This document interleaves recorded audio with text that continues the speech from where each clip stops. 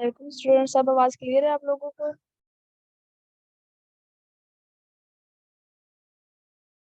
जी। हमारा जो है वो नमाज ब्रेक खत्म हो गया और हम अब अपना लेक्चर जो है वो कंटिन्यू करते हैं। We were discussing about the method of the polarization. Polarization में हमारे पास है जी selective absorption, reflection, refraction, scattering. मैंने आपको बताया था कि इनमें से हमें इनके डिटेल में जाने की जरूरत नहीं है, बट एग्जामिनर आपसे पूछ सकता है कि which of the following method can be use for the polarization of the light. तो इसमें कोई एक भी वो दे सकता है और आपको दो तीनों भी दे के आला हदीस भी दे सकता है, बोथ ए एंड बी भी कर सकते हैं, ठीक है। तो सिलेक्टिव एब्जॉर्प्शन में भी ये होता है कि आप उसके जो लाइट है उसके वे में कोई ना कोई एब्जॉर्बर रख देते हैं, तो आपका जो वो है लाइट है वो एब्जॉर्ब उसमें हो जाती है, ठीक है। उसका एक कंपोनेंट, सारी की सारी लाइट नहीं होती लेकिन एक कंपोनेंट जो है वो उसका एब्जॉर्ब हो जाता है, ठीक है। रिफ्लेक्शन में भी यही होता है। रिफ्लेक्शन आप देखेंगे ये एक परपेंडिकुलर दो कंपोनेंट्स आ रहे हैं इलेक्ट्रोमैग्नेटिक फील्ड के, लेकिन आफ्टर रिफ्लेक्शन क्या हो रहे हैं ये कि एक कंपोनेंट इसके अंदर एब्जॉर्ब हो रहा है और दूसरा कंपोनेंट जो है वो रिफ्लेक्ट बैक हो रहा है। रिफ्रैक्शन में भी सेम यही प्रोसेस होता है। स्कैटरिंग में भी ऐसा ही होता है कि आपके पास एक कंपोनेंट जो है वो ब्लॉक कर लिया जाता है और सेकंड कंपोनेंट से आप ये करते हैं कि उसको, ये जो सेकंड कंपोनेंट आपको ऑब्टेन होता है वो डायरेक्टेड लाइट होती है, and you can say that that is the light, polarized light, ठीक है। अब हम देखते हैं कि on the water surface light strikes and it polarized parallel to the surface. हम ये कह सकते हैं कि पैरेलल टू द सरफेस जो है वो लाइट हमारे पास पोलराइज हो जाती है, यानी कि जिसका परपेंडिकुलर कंपोनेंट पैरेलल जो है वो उसमें एब्जॉर्ब हो जाती है और जिसका परपेंडिकुलर कंपोनेंट होता है वो उसे स्ट्राइक करके रिफ्लेक्ट बैक होके चला जाता है। आपको पता है लाइट जो है जब वाटर पे फॉल कर रही होती है तो हमारे पास दोनों फिनोमेना हो रहे होते हैं, ये एक रिफ्लेक्शन और रिफ्रैक्शन, ठीक है। यानी कि कुछ उसका पार्ट जो है वो रिफ्लेक्ट बैक हो रहा होता है, कुछ रिफ्रैक्ट हो रहा होता है, तो इसकी वजह से हमारे पास एक कंपोनेंट जो है वो एब्जॉर्ब हो जाता है और सेकंड कंपोनेंट जो है वो हमारे पास मेंटेन होता है, ठीक है। नेक्स्ट कुछ बेसिक कॉन्सेप्ट्स हैं जो है कि ग्लेयर ड्यूरिंग नाइट। हमारे पास जो डिफिकल्टी होती है, ग्लेयर बेसिकली होता है क्या है? ग्लेयर ये होता है कि हमारे पास जब हम नाइट में कहीं मूव ऑन कर रहे होते हैं तो हमारे पास जो ऑब्जेक्ट्स हैं उनको देखने में थोड़ी सी दुश्वारी पेश आती है, यानी कि उसको हम सही से देख नहीं सकते। तो ये ऐसा ग्लेयर क्यों होता है? ऐसा इस वजह से होता है क्योंकि ऑब्जेक्ट के ऊपर जब बहुत ज्यादा लाइट फॉल हो रही होती है तो एक्स्ट्रा लाइट को रिफ्लेक्ट बैक कर रहा होता है, यानी कि एक लाइट जो आपके पास, आप मोस्टली जब ड्राइव कर रहे होते हैं तो आप देखते हैं कि आपके पास लाइट जो है वो डायरेक्टली फॉल हो रही होती है और वहां से लाइट ऑब्जेक्ट के ऊपर फॉल होकर रिफ्लेक्शन हो रही होती है, ठीक है। आप कह सकते हैं कि ग्लेयर एट नाइट किस वजह से होती है? रिफ्लेक्शन की वजह से होती है। और इसको हम प्रिवेंट कैसे कर सकते हैं? By using Polaroid glasses. ये ऐसी ग्लासेस जिनमें जो इंटेंसिटी लाइट की है कुछ ना कुछ एब्जॉर्ब हो जाती है। हमने ये भी तो स्टडी किया है कि पोलराइजेशन से अगर हम पोलराइज करते हैं लाइट को तो हमारी इंटेंसिटी जो है वो रिड्यूस टू हाफ हो जाती है। सो बाय यूजिंग पोलराइड ग्लास क्या होता है कि हमारे पास इंटेंसिटी जो है वो रिड्यूस हो जाती है और इस तरीके से हम क्या करते हैं कि जो हमारे पास उसका ग्लेयर है ऑब्जेक्ट को देखने के लिए जो डिफिकल्टी आ रही होती है हम उसको किसी हद तक जो है वो रिड्यूस कर सकते हैं। स्टूडेंट्स क्लियर है यहाँ तक? जी। नेक्स्ट है हमारे पास स्कैटरिंग। अभी पिछले दिनों भी मुझे किसी स्टूडेंट ने जो है वो मैसेज किया था कि मैम जो हमारे पास लाइट, जो हमारे पास स्काई का ब्लू कलर है एट द नून और स्काई का जो रेड कलर है at the evening, why is it so? क्या हमारे पास इंटरफेरेंस की वजह से, स्कैटरिंग की वजह से है? तो ये जो है वो स्टिल वॉइस क्लियर नहीं है स्टूडेंट्स आप लोगों को? बाकियों को क्लियर है या किसी एक स्टूडेंट्स को मसला है सिर्फ इसमें?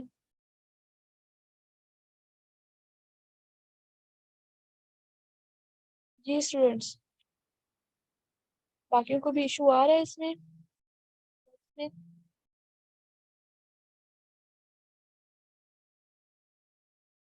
जी मैम, स्टिल नॉट क्लियर। अब क्लियर है आप लोगों को? कुछ लोग कह रहे हैं नो इशू, कुछ कह रहे हैं क्लियर। अच्छा, जिनको इशू आ रहा है वो अपना जरा इंटरनेट कनेक्शन चेक कर लें, ठीक है। हो सकता है कि आपके इंटरनेट में कोई प्रॉब्लम आ रही हो क्योंकि बाकी बच्चों को क्लियर है। Ma'am voice is not clear, still not clear. ये कौन सी क्लास है? माशाल्लाह, फिजिक्स की क्लास हो रही है बच्चों। पीपीएससी की प्रिपरेशन के लिए हम कुछ बेसिक कॉन्सेप्ट्स देख रहे हैं और वॉइस जो है वो मैं अपनी हतोल इम्कान कोशिश कर रही हूँ कि मेरी वॉइस जो है वो आप लोगों को क्लियर आए।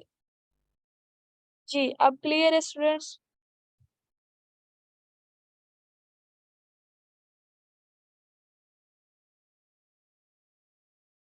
Okay fine, move on. Scattering क्या है जी? हमारे पास जब an object seen that colour which is reflected from it. अच्छा, हम ऑब्जेक्ट को जब देखते हैं तो हमारे पास लाइट जो रिफ्लेक्ट होकर जब वो होती है तो वो डिफरेंट डायरेक्शन में स्प्रेड हो जाती है। जब वो different after reflection different direction में स्प्रेड ऑन होती है तो हम उसे कहते हैं कि this is known as the scattering. अब हमारे पास स्काई का कलर जो है वो नून में एट एट डे टाइम जो है वो आपके पास ब्लू होता है और इसका इवनिंग टाइम जो है वो रेड होता है। इसकी रीजन क्या है? रीजन इसकी ये है कि हमारे पास स्कैटरिंग हो रही होती है, ठीक है, दोनों केसेस में स्कैटरिंग है। अब यहाँ पे बेसिक फिनोमेना क्या और होता है, हमने इसको स्टडी करना है। फिनोमेना इस कि हमारे पास रेले स्कैटरिंग होती है that is inversely proportional to 1/λ⁴, ठीक है। What factor does affect the scattering? Scattering में मोस्टली बच्चे हम लोग जो जिस चीज को स्टडी करते हैं वो चीज हमारे पास लैम्डा है। मतलब नॉर्मली हमारे जो फिजिक्स के जितने भी कॉन्सेप्ट्स हैं हम लोग वेवलेंथ के अकॉर्डिंग स्कैटरिंग को डिस्कस करते हैं, ठीक है। तो वेवलेंथ के अकॉर्डिंग हमारे पास जो ये स्कैटरिंग हम इसको देखते हैं कि अगर हमारे पास वेवलेंथ ज्यादा होगी हमारे पास स्कैटरिंग उतनी ही कम होगी। Blue has the low wavelength so it's scatter more. अब ब्लू की जो वेवलेंथ है ना वो डे टाइम है, हम इसको देखते हैं इसकी वेवलेंथ, क्योंकि नॉर्मली वेवलेंथ जो है वो लेस होती है, ठीक है। तो वेवलेंथ कम होती है तो ब्लू कलर बहुत ज्यादा हमारे पास स्कैटर होता है, दैट्स व्हाई हम कहते हैं कि हमारे पास जो day time sky is blue. लेकिन शाम में वही कलर रेड हो जाते हैं, क्यों? क्योंकि हमारे पास जो सन है वो हमारे पास वो फार अवे हो जाता है। जब वो फार अवे होता है तो ब्लू स्कैटर होता है, लेकिन ब्लू अकॉर्डिंगली जो है वो फार अवे स्कैटर्ड होता है, ठीक है।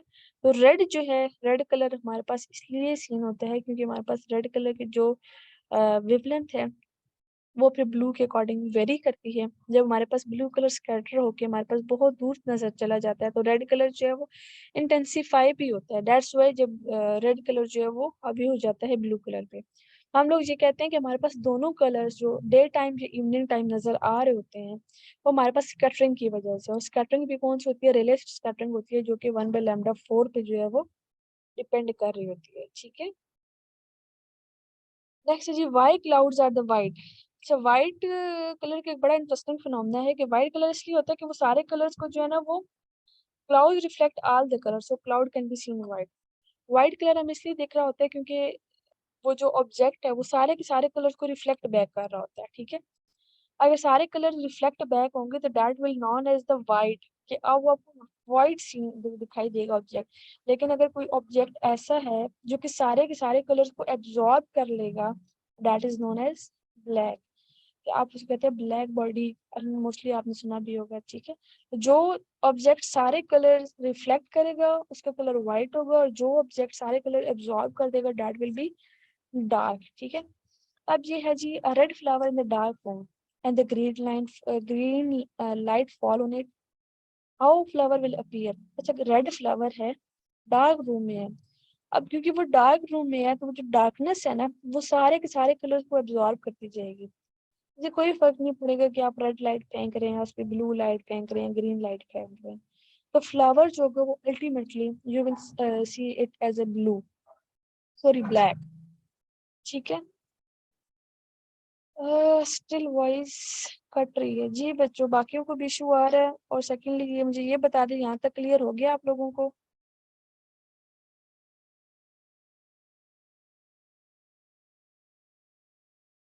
आवाज का इशू बहुत है मैडम। अच्छा student just wait a minute, मैं ऐसा करती हूँ कि अपना इंटरनेट कनेक्शन एक दफा चेक कर लेती हूँ, ठीक है।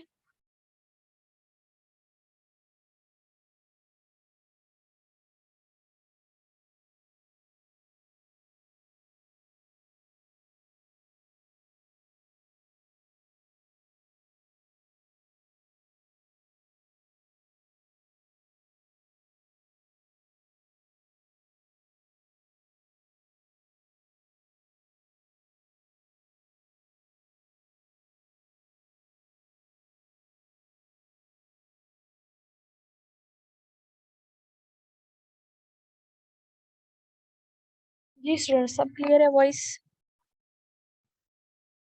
किसी को अभी भी इशू है तो बता दें, ताकि हम लोग जो है वो नेक्स्ट अपना लेक्चर इजीली ले सकें।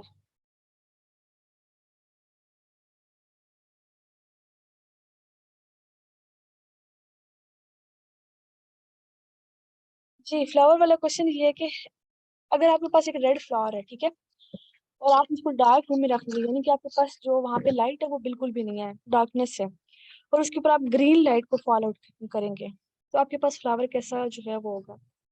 अभी मैंने आपको एक चीज बताई है कि वो ऑब्जेक्ट जो सारे के सारे कलर रिफ्लेक्ट करेगा वो वाइट होगा, और वो ऑब्जेक्ट जो सारे सारे के सारे कलर एब्जॉर्ब कर लेगा दैट इज डार्क। आपने डार्क रूम में उसको रखा हुआ है, ठीक है, यानी कि वो ऑलरेडी एक तरह का ब्लैक ऑब्जेक्ट बना हुआ, ब्लैक बॉडी बना हुआ है। तो ब्लैक बॉडी क्या करता है, आपके सारे के सारे कलर्स को एब्जॉर्ब कर लेता है। जब वो एब्जॉर्ब कर लेगा तो उस पर कोई फर्क नहीं पड़ेगा, आप रेड लाइट फेंके, ग्रीन फेंके, ब्लू फेंके, इट विल अपीयर ब्लैक। उसमें आप जो भी ऑब्जेक्ट रखेंगे वो आपको ब्लैक ऑब्जेक्ट दिखाई देगा, ठीक है। जस्ट लाइक अ ब्लैक बॉडी रेडिएशन, आपने कॉन्सेप्ट पढ़ा है ना कि ब्लैक बॉडी में आप जितनी मर्जी लाइट डालें वो वहां से एस्केप नहीं कर सकती, वो ब्लैक ही आपको दिखाई देगा, ठीक है। तो ये आपके पास वो सीन है। डार्क होल जो आपके पास कॉन्सेप्ट है वो भी इसी से है। जी, नेक्स्ट है हमारे पास, क्लियर है यहाँ तक।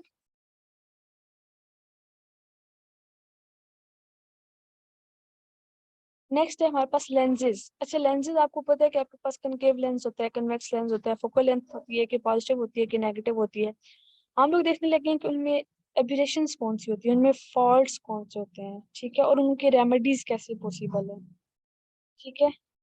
रिकॉर्डेड लेक्चर बच्चे आप लोगों को मेरे यूट्यूब चैनल से मिलेगा, ऑफिसर ड्रीम यूट्यूब पे आप लोग सर्च कीजिएगा तो वहां से आप लोगों को मिलेगा। क्रोमेटिक ऑपरेशन में ये है कि लैम्डा जो है वो हमारे पास, जो जितना ज्यादा लैम्डा होगा उतना ही ज्यादा उसकी ज्यादा फोकल लेंथ, यानी कि उसकी जो फोकस होगा वो उतना ही ज्यादा होगा। यहाँ पे मैंने दो कलर्स बता दिए, ब्लू का जो लैम्डा है वेवलेंथ है that is less than red, so lambda का फोकस जो है वो करीब है, फोकस पॉइंट जो है वो करीब है, और रेड का फोकस पॉइंट जो है वो दूर है। इसी तरह अगर हमारे पास कलर्स आएंगे, डिफरेंट कलर्स आएंगे, तो हमारे पास डिफरेंट, ब्लू यहाँ पर होगा, येलो कहीं आगे होगा, ग्रीन कहीं आगे होगा, ठीक है, अकॉर्डिंग टू वेवलेंथ। तो रेड एंड पे होगा, इसकी वजह से ये होगा कि हमारे पास ना मल्टी कलर इमेजेस हमें दिखाई देगा। जैसे आपने कभी बचपन में नोट किया हो, वो बच्चे कैमरा लेके, छोटे बच्चे जो है वो कैमरा लेते थे, मल्टीपल कलर्स आपको दिखाई देते थे, तो वो इस वजह से होती है क्योंकि क्रोमेटिक, क्रोम का मतलब बेसिकली कलर है, क्रोमेटिक एबीरेशन का मतलब ये है कि आपके लेंजेस में जो फॉल्ट है that fault is basically related to the colour. अब इसका रिमूवल कैसे पॉसिबल है जी, रिमूवल इसका ऐसे है, आप कंबाइन करेंगे एक कन्वेक्स और कनकेव लेंस को। जब आप कंबाइन करेंगे तो उसका फोकस जो होगा वो सेम पॉइंट पे हो जाएगा। अब यहाँ पे देखिए, एक कन्वेक्स लेंस आपने ये लिया, साथ में आपने कनकेव लेंस ले लिया, तो आपके पास जो चीज यहाँ से आ रही है बजाय इसके कि वो रिफ्लेक्ट हो, एक पॉइंट पे फोकस हो, तो वो आगे कन्वेक्स लेंस मूव ऑन करेगी, फिर उसके सेंटर से जो है वो फोकस होकर एक पॉइंट पर आ जाएगी। इससे आप, इसको आप एक्रोमेटिक लेंस भी कहते हैं, कि जो आप लेंस कॉम्बिनेशन से बनाते हैं that is known as the achromatic lens. Next आपके पास है जी सफेरिकल एब्यूरेशन। इसमें क्या होता है कि it produce the large aperture of the size.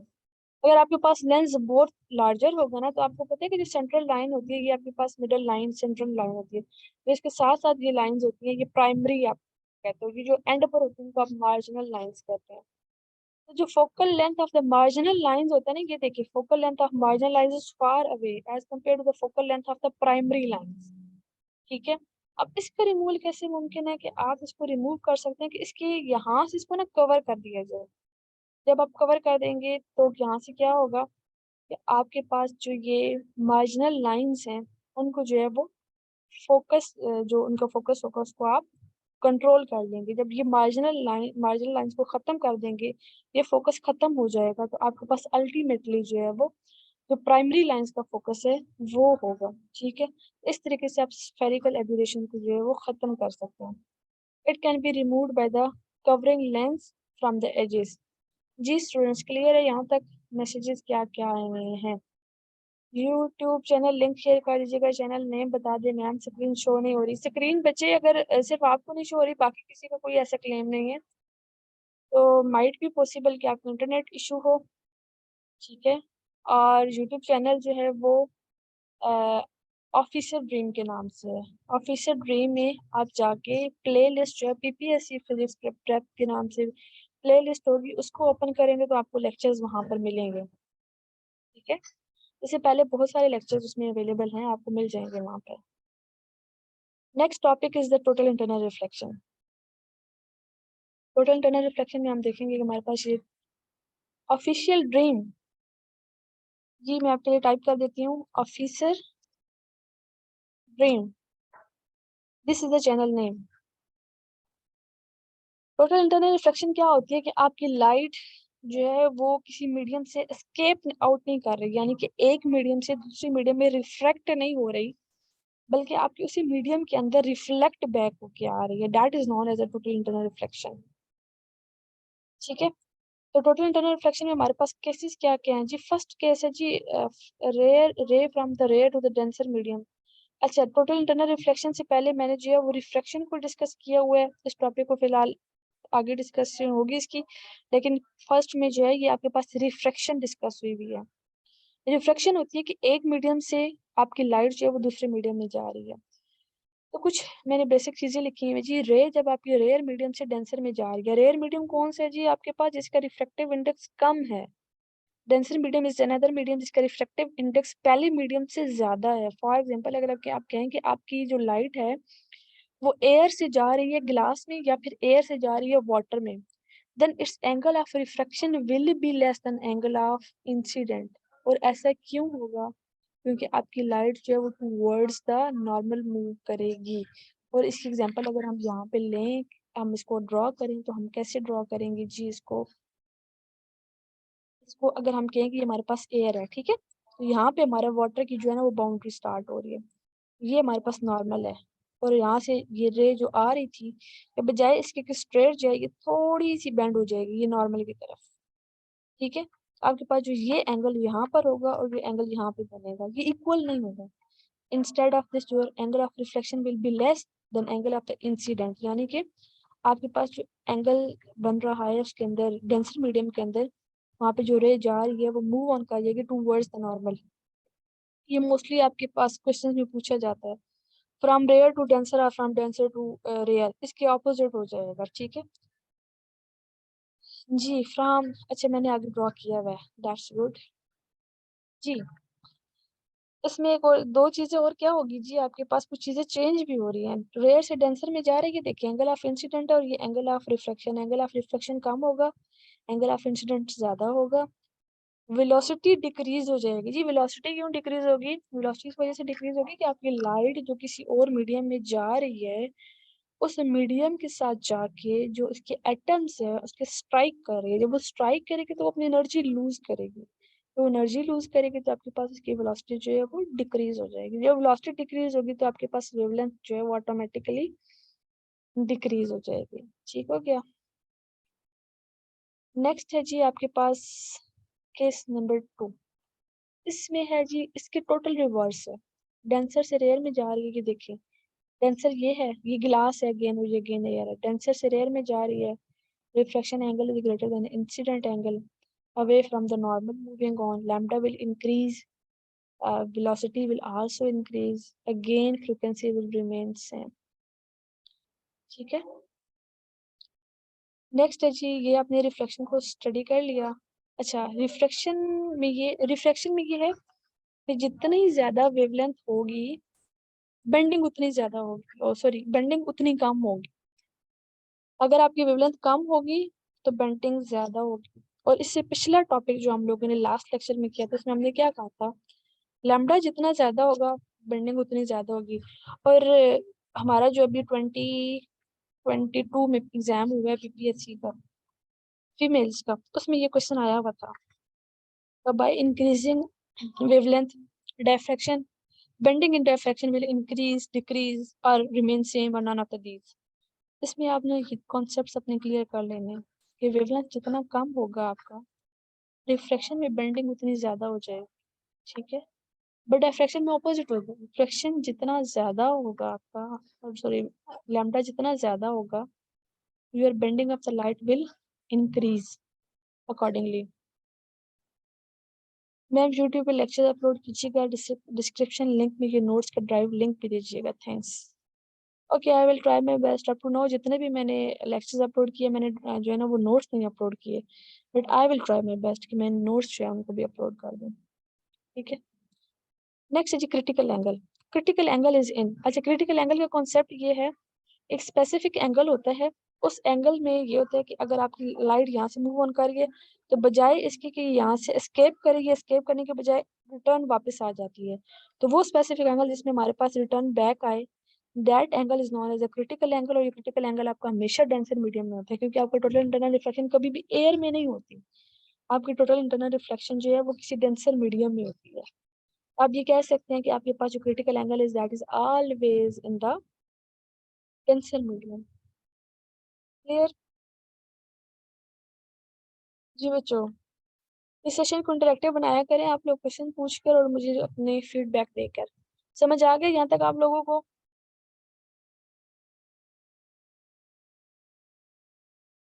Ji,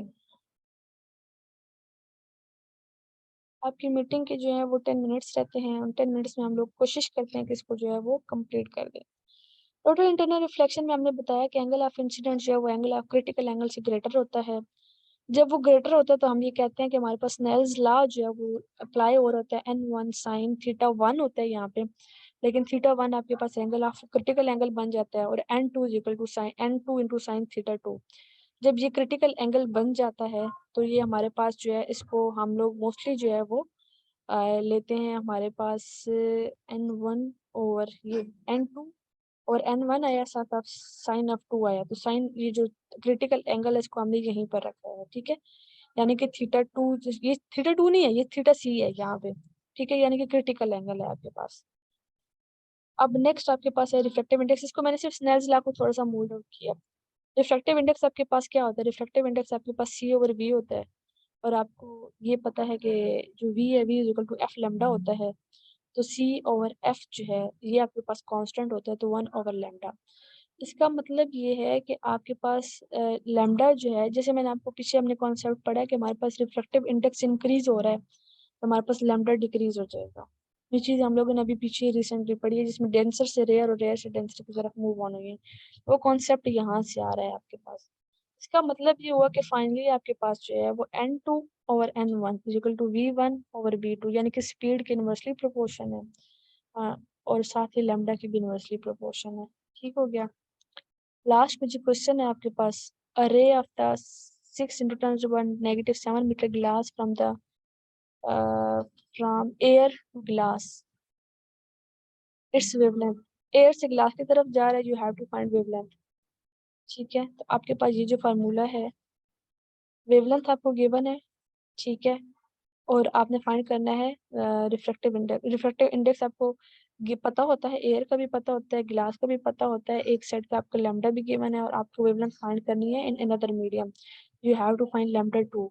n2 जो होगा वो आप ग्लास का लगाएंगे, और n1 जो होगा दैट इज 1, लैम्डा 1 इज 6 × 10⁻⁷ और लैम्डा 2 आप लोगों को फाइंड आउट करना है, तो सिंपली आप इससे फाइंड आउट कर लेंगे। जी, ये मैंने फार्मूला लिख दिया यहाँ पे आपका, n2 over n1 is equal to v1 over v2 is equal to lambda 1 over lambda 2, तो lambda 2 will be equal to lambda 1 into n1 over n2, just हमने मोल्ड किया है। lambda 1 की जगह हमने वैल्यू लगा दी है, और n1 हमारे पास 1 होता है, n2 हमारे पास 1.5 होता है। it will be 4 into 10 to the power negative 7 meter। Ji, speed of the light tried by Galileo and measured by the Michelson। अच्छा, ये लास्ट लेक्चर में हमारा कॉन्सेप्ट था, और ये मैंने शायद just for the sake of note लिखा हुआ है। जी, क्लियर है यहाँ तक सबको?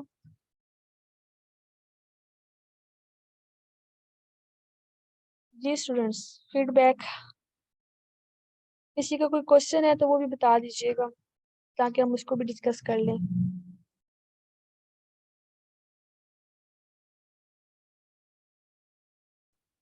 ओके, अल्लाह हाफिज, अपना ख्याल रखिएगा, मिलते हैं नेक्स्ट सेशन में।